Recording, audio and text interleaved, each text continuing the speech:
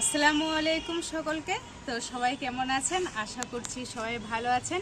সকলকে আমার স্বপ্নের ছাদ বাগানে স্বাগত। আলহামদুলিল্লাহ আমিও খুবই ভালো আছি। তো আজ আমি আপনাদেরকে একটা ভিডিওতে দেখাতে চলেছি গুরুত্বপূর্ণ তথ্য বা টিপস, যাই বলুন আপনারা। তো আজ আমি আপনাদেরকে দেখাবো যে চন্দ্রমল্লিকা গাছকে বাঁচিয়ে রেখে পরের বছরের জন্য আপনারা কিভাবে চারা তৈরি করবেন। তো সেই সমস্তই আমি আজ আমার ভিডিওতে দেখাবো, তাই সকলের কাছে অনুরোধ রইল ভিডিওটি প্রথম থেকে শেষ অবধি দেখবেন, স্কিপ না করে। তো আমি কি করছি কি না করছি সবই আপনারা বুঝতে পারবেন। তো চলুন আজ আমি আপনাদেরকে দেখাই। তো এই যে দেখতে পাচ্ছেন আমার চন্দ্রমল্লিকার গাছ, আমার টোটাল 5 রকমের ভ্যারাইটি আছে আমার ছাদ বাগানে চন্দ্রমল্লিকার। তো এই যে দেখতে পাচ্ছেন এটা হচ্ছে আমার মাদার প্ল্যান্ট। তো মাদার প্ল্যান্টটাকে আমি কিভাবে সংরক্ষণ করে রাখবো পরের বছরের জন্য। তো এই যে দেখতে পাচ্ছেন এই গাছটার কিন্তু ফুলগুলো অলরেডি শুকিয়ে গেছে। তো এটা আমাকে এবার কাটিং করতে হবে। আর এই যে দেখতে পাচ্ছেন এই ফুলগুলো কিন্তু এখনো ভালো আছে, সেহেতু এই ফুলগুলোর মানে গাছগুলো আমি এখন কাটিং কোনো কিছুই করব না। তো আমি এইটা কাটিং করব। আর আপনারা কিভাবে পরের বছরের জন্য মাদার প্ল্যান্টকে সংরক্ষণ করবেন সেই সমস্ত আমি ভিডিও দেখাচ্ছি এই ভিডিওতে। আর কিভাবে আপনাদেরকে কি করতে হবে এই গাছের জন্য, তো সমস্ত প্রসেসই আমি আপনাদের সাথে শেয়ার করব। তো ভিডিওটা আপনারা প্রথম থেকে শেষ অবধি দেখার অনুরোধ রইল সকলের কাছে। তো এই যে দেখতে পাচ্ছেন এটা আমার 12 ইঞ্চি টবে লাগানো আছে। তো এই যে এই মাটি থেকে এই মাদার প্ল্যান্টকে আপনার 3 থেকে 4 ইঞ্চি ওপরে কিন্তু আমি প্রত্যেকটা ডাল কিন্তু আমি এই কাটারের সাহায্যে কেটে নেব, কারণ সুন্দর করে আমাকে শেপ দিতে হবে গাছের একটা। আর যেন মাটি থেকে 4 ইঞ্চি বা 3 ইঞ্চি অবধি কিন্তু আপনারা গাছে কাটিং করবেন। তো আপনারা দেখতেই পাচ্ছেন আমি কিভাবে কাটিং করছি, আপনারাও কিন্তু এইভাবেই কাটিং করবেন। আর আপনারা এই মাদার প্ল্যান্টটা দেখতে পাচ্ছেন, সেই মাদার প্ল্যান্ট থেকে যে শাখার বের হবে সেই শাখার থেকে কিভাবে আপনারা চারা তৈরি করবেন সেই ভিডিও আমি আপনাদেরকে নেক্সট ভিডিওতে অবশ্যই আমি আপনাদেরকে দেখাবো। যারা যারা দেখতে ইচ্ছুক আমাকে অবশ্যই কমেন্টে জানাবেন। তো এই যে দেখতে পাচ্ছেন আমার অলরেডি কিন্তু গাছটা কাটিং করা হয়েই গিয়েছে। তো এই যে আপনারা দেখতে পাচ্ছেন আমার গাছটা কিন্তু কাটিং করা হয়েই গেছে। আর যেই ফুলগুলো আছে এগুলো কিন্তু আমি কেটে ফেলবো। তো আপনারা বেশি কাটবেন না কিন্তু মাটি থেকে, আপনারা ঠিক হাতের সাইজে দেখে নেবেন, ঠিক মাটি থেকে 3 থেকে 4 ইঞ্চি কিন্তু আপনারা কাটবেন। তো এই যে দেখতে পাচ্ছেন আমার কিন্তু গাছটা সুন্দরভাবে কাটা হয়ে গেছে। আর তার সাইডে দেখতে পাচ্ছেন আমার কিন্তু এই গাছটা থেকে অলরেডি কিন্তু দেখুন শাখার বের হয়ে গেছে। আর এই গাছটা দেখতে পাচ্ছেন যেটা আমি কাটিং করলাম এই গাছটা থেকে কিন্তু এখনো অবধি শাখার বের হয়নি। কিন্তু আপনাদের যাদের এই জানুয়ারি মাসে শাখার বের হয়ে গেছে, তো চন্দ্রমল্লিকার এক ভ্যারাইটিসে আপনার আলাদা আলাদা প্রসেস থাকে। কেউ জানুয়ারি মাসে আপনার শাখার বের হয়ে যায়, কোনো আপনার ফেব্রুয়ারি বা মার্চেও কিন্তু শাখার বের হয়ে গেছে। তো এতে চিন্তা করার কিছু নেই। তো আপনারা এই শাখার থেকে যখন চারা তৈরি করব আমি সেই ভিডিও আপনাদেরকে দেখাবো।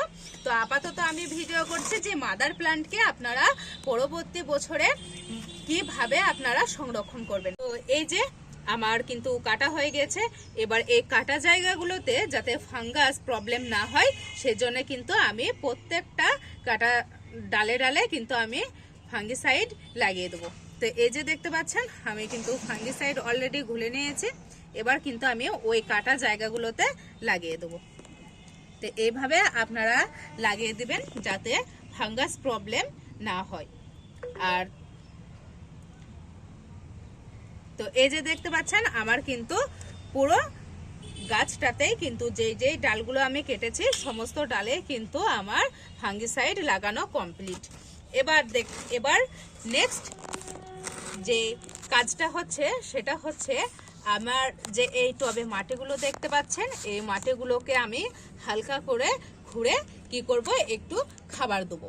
তো খাবার কেন দেবো, যে আমার এটাতে যেহেতু এখনো শাখার বের হয়নি, তো শাখার বের হওয়ার জন্য খাবারটা দিব। আর যে শাখারগুলো বের হবে তাতে বৃদ্ধি পাওয়ার জন্য আমি খাবারটা দেবো। তো খাবারটা আমি দেবো কিভাবে, এই যে গাছের গোড়ার মাটি আমি একটা এর সাহায্যে, ফোড়ার সাহায্যে আমি মাটিগুলো হালকা করে টবের মাটিগুলো কিন্তু খুঁড়ে নেব, তারপরেই কিন্তু আমি খাবারটা দেবো।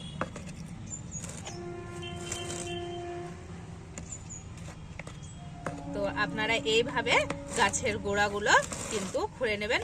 তো আপনারা দেখতেই পাচ্ছেন আমার গাছের গোড়াগুলো কিন্তু আমি ভালোভাবে চারিদিকে টবের দেখুন আমি কিন্তু খুঁড়ে নিয়েছি। এবার আমি কি খাবার দিচ্ছি আপনারা সেগুলো একটু দেখেন। এই যে দেখতে পাচ্ছেন এখানে আমি কিছু নিয়ে নিয়েছি ভার্মি কম্পোস্ট, তার সাথে আমি দিয়ে দেবো হাড়ের গুঁড়ো, কিছুটা হাড়ের গুঁড়ো দেবো, তার সাথে আমি কিছুটা দেব শিংকুচি,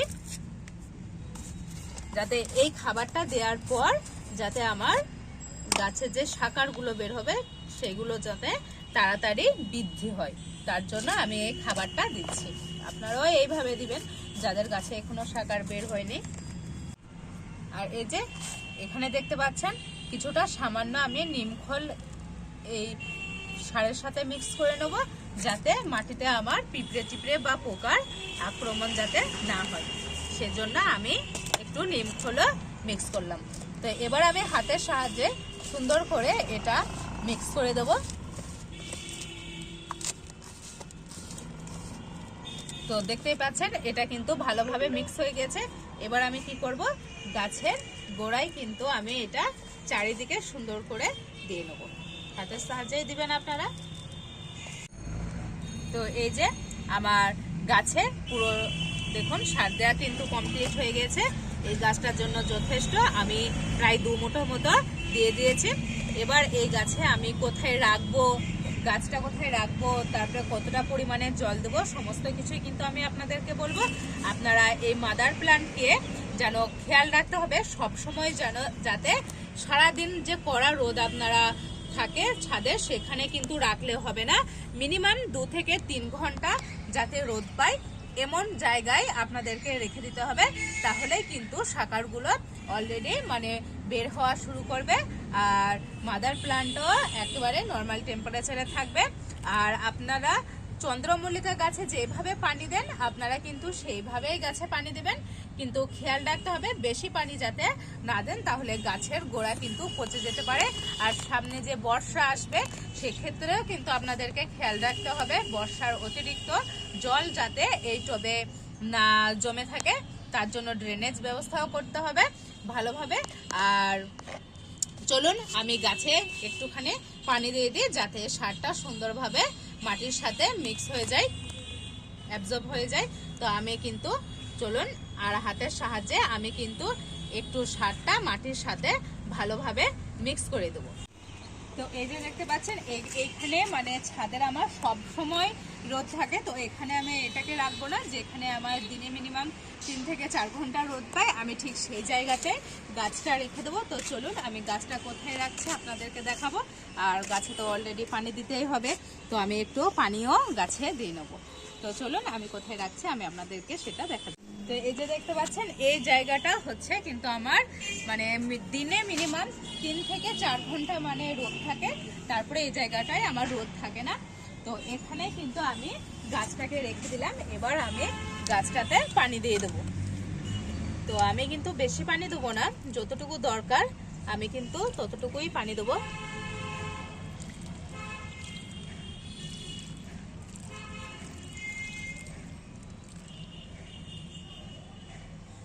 তো এই যে দেখতে পাচ্ছেন গাছটাতে কিন্তু আমার পানি দেওয়া হয়ে গেছে। তো এইভাবে আপনারা পরবর্তী বছরের জন্য মাদার প্ল্যান্টকে সংরক্ষণ করে রাখতে পারেন। তো আপনারা তো সমস্ত প্রসেস দেখলেনই, কিভাবে আমি গাছের কাটিং করলাম, কিভাবে গাছে আমি যাতে ফাঙ্গাস প্রবলেম না হয় সেজন্য আমি ফাঙ্গিসাইডও ইউজ করলাম, কোথায় রাখতে হবে, দিনে কত ঘন্টা আপনাদের গাছকে রোদে রাখতে হবে, সেই সমস্ত কিছু আমি কিন্তু আপনাদের সাথে এই ভিডিওতে শেয়ার করলাম।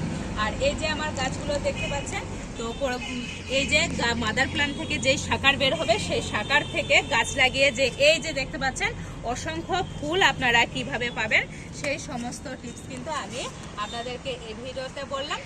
আর ভিডিওটি ভালো লাগলে অবশ্যই একটা লাইক কমেন্ট শেয়ার করবেন। আর যারা আমার চ্যানেলে নতুন তারা অবশ্যই আমার চ্যানেলটাকে সাবস্ক্রাইব করবেন। সকলের কাছে আমার অনুরোধ রইল, ভিডিওটি ভালো লাগলে অবশ্যই প্রথম থেকে শেষ অবধি দেখবেন, স্কিপ না করে। তো এই ছিল আজকের তথ্যমূলক ভিডিও। তো পরবর্তী নেক্সট ভিডিওতে আমি এইরকম তথ্যমূলক ভিডিও আমি আপনাদের সাথে শেয়ার করব। তো ভিডিওটা আজ এখানেই শেষ করছি, আজকের মতো টাটা।